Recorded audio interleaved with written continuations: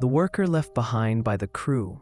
I worked for a construction company that often sends crews out to remote locations. A few months ago, we were working on a site way out in the countryside, miles from the nearest town. There were about 8 of us on that job, and since it was so far away, we'd drive out together every morning and head back in the evening as a group. One day, I was assigned to stay behind a bit longer to finish up some measurements before we packed up. It wasn't a big deal. I told my boss I'd catch up as soon as I was done. He nodded and said they'd wait for me at the truck, so I got to work. It didn't take long, maybe 20 minutes. When I finally looked up, the sun was starting to dip, painting everything gold and orange.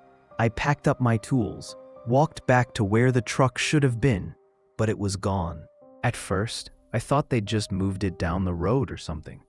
I walked around the site calling out, but there was nothing, no sound, no engine, not even footprints in the dirt where the truck had been parked earlier. My stomach dropped. I checked my phone. No signal. The realization hit that I was completely alone, in the middle of nowhere, with no ride back and night coming fast. I tried to stay calm and started walking toward the main road, figuring I'd catch a passing car eventually. But as the minutes passed, it got darker.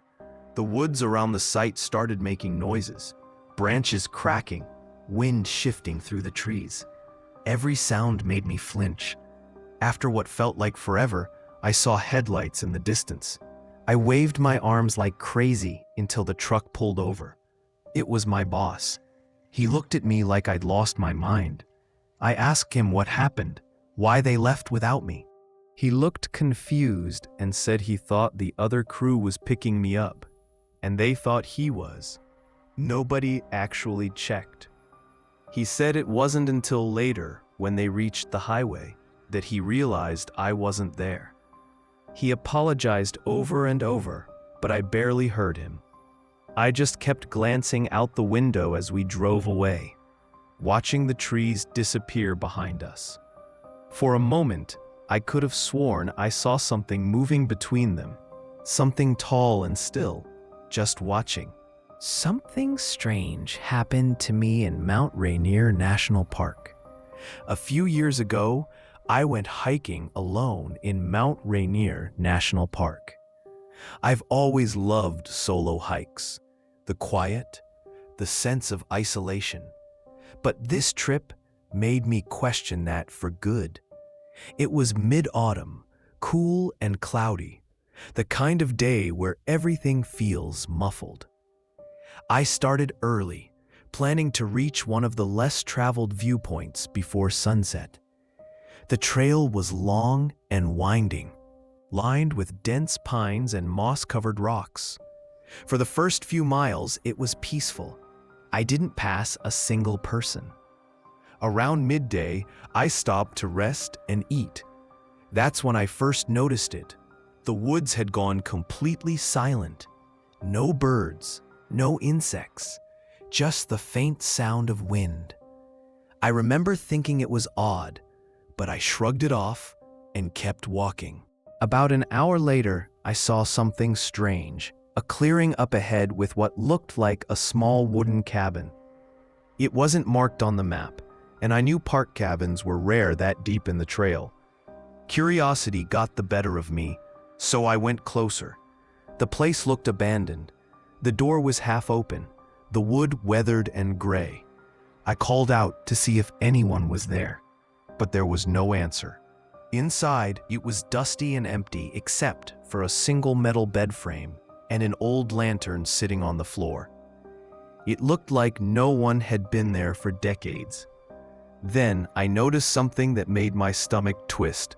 Fresh footprints in the dirt just outside the door. They weren't mine. They were bigger, heavier, and led straight into the woods. I don't know why, but I suddenly felt like I shouldn't be there. The air felt heavier, colder. I turned back toward the trail and started walking faster. Every few steps, I had the awful feeling that someone was following me. I kept glancing back, but there was nothing, just trees and shadows. When I finally made it back to the trailhead, the sun was setting, and I was completely alone. I got in my car and drove off without looking back. A few days later, I told a ranger about the cabin. He frowned and said there weren't any structures like that anywhere near the path I took. When I offered to show him where, he looked uneasy and said, "That area's been closed off for years.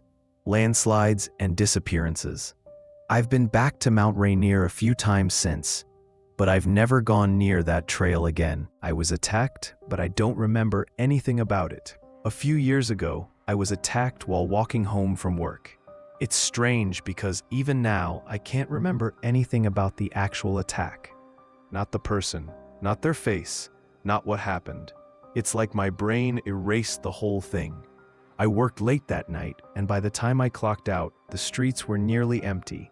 It was a quiet neighborhood, and I'd walked that route hundreds of times before. I remember listening to music, cutting through a side street like I always did. The next thing I knew, I was lying on the ground, bleeding, my head pounding so hard I could barely see straight. Someone must have found me and called for help, because I woke up in the hospital hours later. The doctor said I had a concussion and a few broken ribs. They told me I'd been assaulted, but there were no signs of robbery. My wallet, phone, and watch were all still on me. The police came to take my statement, but there was nothing I could give them. I couldn't remember a thing after that corner. They said there were no cameras, no witnesses, nothing. A few weeks went by, and I tried to move on. My body healed, but I started feeling off, like someone was watching me. Sometimes I'd wake up in the middle of the night, convinced there was someone standing outside my window, but when I looked, there was never anything there. One night, I got home and found an envelope sitting on my doorstep. No name, no address, just my house number, written in shaky handwriting. Inside was a single photo of me, taken the night of the attack. I was walking down the same street, just minutes before it happened. In the background, barely visible, there was a figure standing under a streetlight. The photo was blurry, but something about that shape, the way it was turned toward me, made my skin crawl. I showed it to the police, but they couldn't trace it. No fingerprints, no DNA, nothing. They said it could be a cruel prank, but I know it wasn't. I moved a few months later, to a new city, new job, new everything. But even now, sometimes when I'm walking home at night, I catch myself glancing behind me, half expecting to see that same figure under a streetlight again. I've always been afraid of our garbage disposal, but I trusted my wife. I've always hated our garbage disposal. Something about that loud grinding noise makes my skin crawl. I've heard too many stories about people getting their fingers caught or objects shooting back out unexpectedly, so I usually avoid using it. I'd rather just take the trash out. My wife used to tease me about it. She said I was being ridiculous, that it was just a machine doing its job. Whenever she cooked, she'd flick it on without a second thought, and I'd flinch every single time. One evening, she was cleaning up after dinner. I was sitting at the table, scrolling through my phone, when I heard her sigh and say, "Ugh, it's jammed again." Before I could stop her, she reached down into the sink to clear whatever was stuck. I jumped up immediately and told her to wait, but she just smiled and said, "Relax, I unplugged it." She always said that, and every time I made her double check. This time, though, I didn't. I trusted her. There was this awful moment, just a loud metallic click, followed by a sound I'll never forget. She screamed and I froze. I ran over, and it was bad, really bad. The disposal had turned on. I pulled the plug from the wall, but it was too late. There was blood everywhere. She was in shock, shaking, saying over and over that she was sure it was unplugged. The paramedics came and they took her to the hospital. She survived, but she lost 2 fingers. They said accidents like that happen sometimes. Mechanical faults, wiring issues, that kind of thing. After everything, we decided to move, I couldn't even walk into that kitchen again. But here's the part that still haunts me.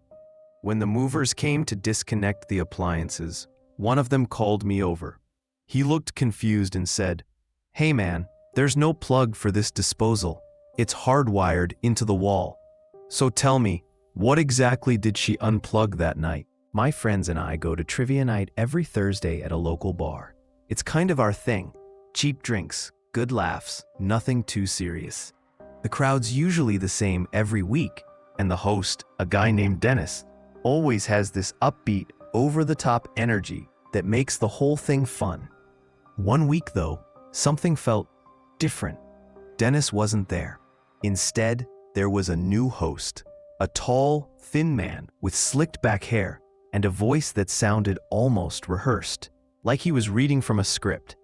He didn't introduce himself, just went straight into the game. At first, everything seemed normal. The first few rounds were easy, random pop culture and history stuff. But then, during round 4, the questions got weird. They started feeling personal. The first one was, "What year did you move into your current apartment?" Everyone laughed, thinking it was some kind of joke. But the guy read it again, slowly this time. We brushed it off and wrote down random answers, but the next question made my stomach drop. "What color is the car you drove here tonight?" My friend Jenna whispered, "Okay, that's creepy," and we all agreed to just skip it. But the host kept watching us, smiling like he knew something we didn't. Then came the third question. "Who is standing outside right now waiting for you to finish this game?" That's when the entire room went silent. No one laughed this time. Everyone just stared at each other, trying to figure out if this was some kind of prank. The host stood perfectly still, eyes fixed on the crowd. After a few seconds, the lights flickered once, twice, then went completely out. Someone screamed. Chairs scraped against the floor, and I swear I heard footsteps near the door. When the power finally came back, the host was gone. The mic lay on the floor, and the next team's answer sheet had been torn in half. The bar manager apologized, said it must have been a setup gone wrong. Maybe Dennis's idea of a joke, but Dennis never showed up again. In fact, no one could get in touch with him after that night. His number was disconnected, and his apartment was empty. Now, every Thursday, the bar still hosts trivia night. But every once in a while, people say they see a man standing near the back, tall, thin, slicked back hair, just watching silently as the game goes on.